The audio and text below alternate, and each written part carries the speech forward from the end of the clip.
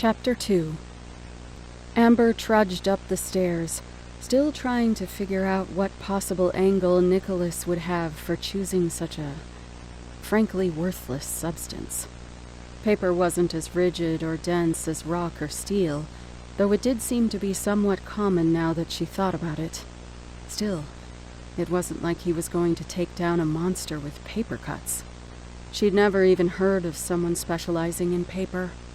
She couldn't begin to fathom how that would be useful in combat, but that wasn't actually her job to figure out, was it? Maybe she was just disappointed. Nick didn't seem nearly as interesting now that she knew he'd gone and wasted his talent in something like that. The group of them emerged into the living room, and Jonathan took a prompt right turn towards the backyard. Waiting for them were 4 testing dummies, set up in a line some distance from the house. So they'd be practicing their spells on those? Amber, pay attention here. All 3 of you have vastly different fields to specialize in. Connor, yours is a particularly good example of the lesson I'm about to give. Mystics consume the flesh of monsters, and then develop magic-powered abilities similar to the monster they ate. Some abilities will be impossible to recreate, and no matter what, you won't have the same stamina or power behind your abilities as monsters do. Does anyone have a guess as to how mystics can overpower monsters on the regular, given these setbacks? That was obvious. They got to collect the most useful abilities over time, rather than getting stuck with whatever natural abilities the monsters ended up with. Her father didn't pause long enough for any of them to answer. The key is the same thing that makes any mage so deadly: access to raw magic. Magic is the most diversely useful tool you will ever have. In order to apply it effectively, though, you'll need a good foundation. The first step is to make you dangerous. Jonathan positioned himself at the end of the line, flicking his wrist and shooting out a marble-sized ball of orange energy. It turned white, then detonated in front of the target's face with a loud pop. The punching dummy was flung backwards and sent into a slow roll on its side. That was one of my most useful moves when I started out as a mage. I call it fire snaps. As you may have noticed, the explosion it created wasn't very large. In fact, it wouldn't even be so deadly if all the energy weren't released at once. But the reason it's so useful is because I can use it without pulling any energy from my crystals. This is the basis for the techniques you'll be using today. It needs to be repeatable. On that note, you might still need a charging time for it to be effective.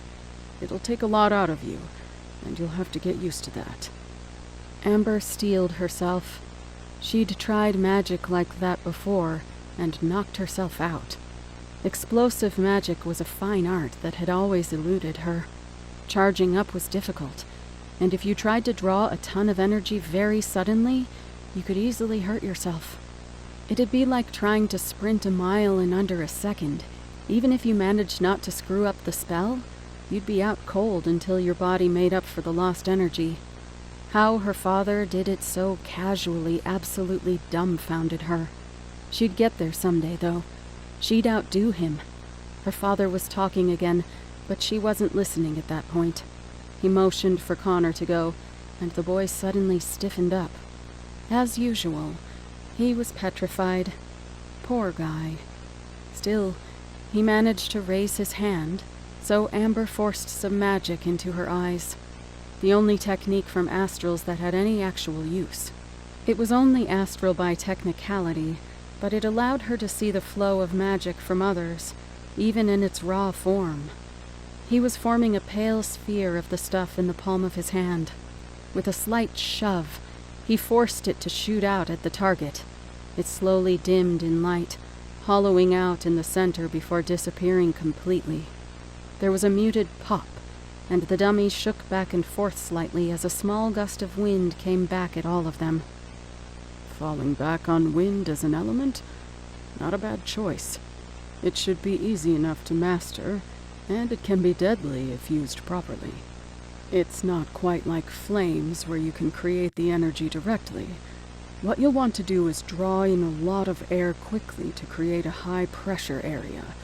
You'll want to move your magic right up to the target, then perform the maneuver, instead of using up energy moving a ball of air around. That much made sense. If you kept it condensed, you'd have to spend energy holding it back the entire time. The same thing probably applied to fire. Then why did he make the little ball of flame visible beforehand? There was probably a good reason, but she'd have to figure that out by practicing. Jonathan gestured for her to go next. She took a deep breath, gathering up some magic. The power rushed out of her body like she was in a full-on sprint. She formed the magic into a ball and forced it forward. When it was only a foot or so from the target, she converted every last bit of it to flames.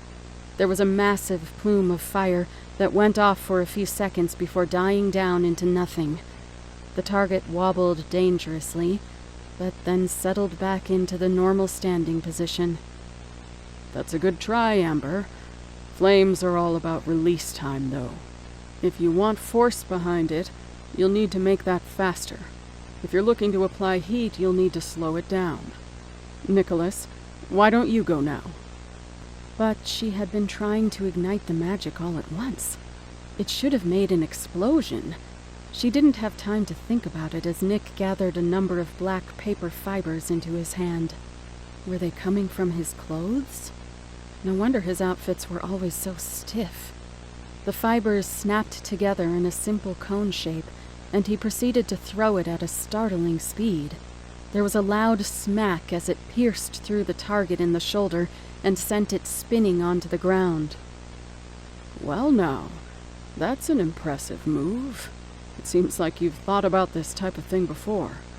Did you all notice what he did? Amber hadn't. She didn't have time to activate her eyes again before the attack. What exactly had he done that was so special? The key to that attack is throwing it yourself, isn't it? You all know how substance magic can be inefficient. I've taught you that.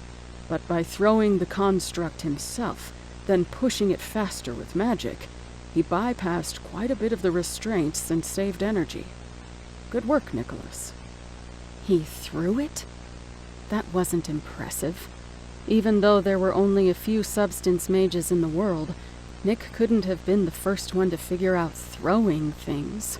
Sure, it went straight through the target, but that didn't make him some sort of genius. With a single hand gesture, Nicholas made the solid paper cone dissipate into fibers again and return to his clothes. So, it was repeatable too. And with paper?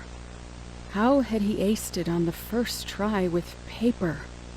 She turned her attention back to her own target and forced out another ball of energy. As it approached the target, she ignited it, trying her hardest to convert the magic all at once. The plume had a little more force behind it this time, but the target still didn't fall. She stumbled as she tried to stand straight and ended up stepping back to lean against the house. She was exerting herself a little too much here, and for minimal results. What was she doing wrong? Connor took another shot with his air bullet, but he didn't manage to do any better than her. Still, he didn't look nearly as exhausted as she felt. She couldn't be losing this badly to both of them. She had to be missing something else. Nicholas walked out to his target and set it up by hand before getting ready for another attack.